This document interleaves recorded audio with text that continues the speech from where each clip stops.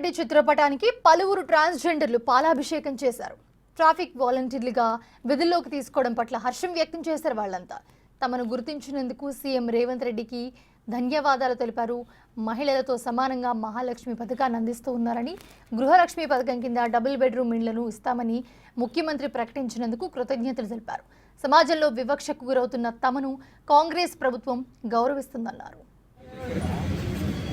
ఎక్కడ మీది జై రేవంత్ అన్న, జై రేవంత్ అన్న, జై కాంగ్రెస్, జై కాంగ్రెస్, జై కాంగ్రెస్, జై కాంగ్రెస్, జై కాంగ్రెస్.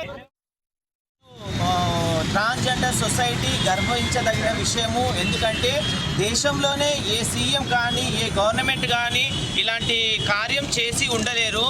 ముఖ్యంగా సీఎం అనుముల రేవంత్ రెడ్డి గారు ట్రాన్స్జెండర్ వ్యక్తుల పట్ల ఒక చిన్న చూపు చూడకుండా, ఒక చిన్న ధోరణి లేకుండా ఎంతో ప్రేమగా తన కుటుంబ సభ్యులుగా గౌరవిస్తూ ఈరోజు సొసైటీలో మేము కూడా మనుషులం అంటూ గౌరవించి మాకు తగిన అన్ని సౌకర్యాలు లేకపోయినా కొన్నిటి సౌకర్యాలు కల్పించి మహాలక్ష్మి పథకం కింద ఫ్రీ బస్సెస్ మహిళలతో పాటు ట్రాన్స్జెండర్స్కి కల్పించడము, అదేవిధంగా ఫ్రీ ట్రాన్స్జెండర్స్కి క్లినిక్స్ని ఓపెన్ చేయడము, ట్రాన్స్జెండర్స్కి ట్రాఫిక్ పోలీసులలో వాలంటరీ జాబ్స్ ఇవ్వడము, రీసెంట్గా ట్రాన్స్జెండర్ వ్యక్తుల కొరకు గృహాలు కూడా డబుల్ బెడ్రూమ్ గృహాలు కూడా ఇస్తామని చెప్పడము.